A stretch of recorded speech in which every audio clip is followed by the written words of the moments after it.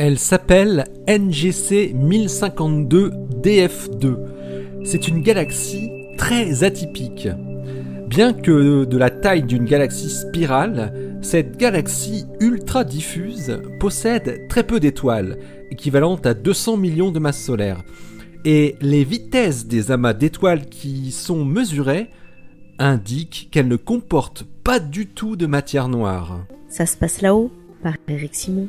Peter Van Dokkum de Yale University et ses collaborateurs ont d'abord utilisé leur télescope favori qu'ils ont construit eux-mêmes, le télescope Dragonfly Telephoto Array, qui est installé au Nouveau-Mexique, et qui permet d'imager des galaxies spéciales car ultra diffuses. Leur acronyme anglais est UDG, Ultra Diffuse Galaxy.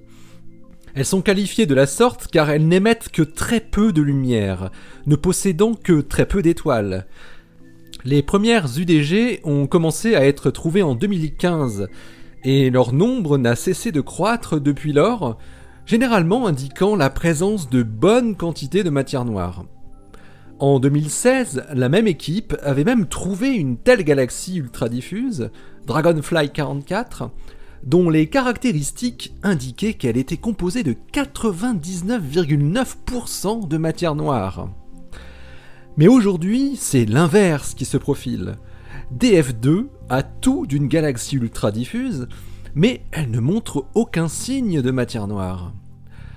Les astronomes ont exploité d'autres télescopes que le Dragonfly pour mesurer ensuite plus de détails dans cette galaxie bizarre, à commencer par des vitesses d'étoiles pour déterminer la masse totale de cet objet qui se trouve au beau milieu d'un grand amas de galaxies, l'amas NGC 1052. Ils ont notamment utilisé les télescopes hawaïens Gemini North et Keck, ainsi que le télescope Hubble. C'est grâce à la vitesse d'une dizaine d'amas globulaires distribués uniformément dans DF2 et mesurés avec l'instrument Deep Imaging Multi-Object Spectrograph, DEIMOS, qui est monté sur le télescope Keck, que les astronomes ont pu déterminer la masse de la galaxie, qui est si diffuse que l'on peut voir d'autres galaxies distantes à travers elle. La vitesse de dispersion des 10 amas globulaires observés est inférieure à 10,5 km par seconde. Il trouve ainsi une masse totale de 340 millions de masses solaires, qui est très proche de la masse des étoiles visibles. Il y a 400 fois moins de matière noire que ce qui serait normalement attendu dans une telle galaxie. C'est la première galaxie découverte qui ne posséderait pas de matière noire ou quasiment pas. Cette découverte est importante car elle montre la réalité de la matière noire. Il existe donc des cas où il n'y a pas de matière noire autour des étoiles et de la matière baryonique en général dans une galaxie. Et dans ce cas, les étoiles se meuvent à des vitesses plus faibles. Nul besoin d'aller chercher des théories de gravitation modifiées.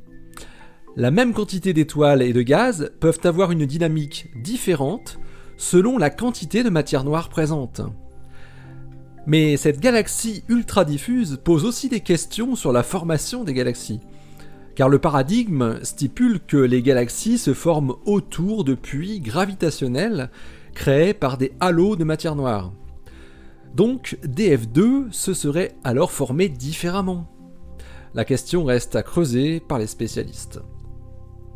Une analyse détaillée obtenue avec le spectrographe GEMOS, Gemini Multi-Object Spectrograph du télescope Gemini North, indique que DF2 n'a connu aucune interaction avec une autre galaxie. Les astronomes ont également pu remarquer que la galaxie ne possède pas de bulbe central plus dense comme c'est généralement le cas, et pas de trou noir supermassif.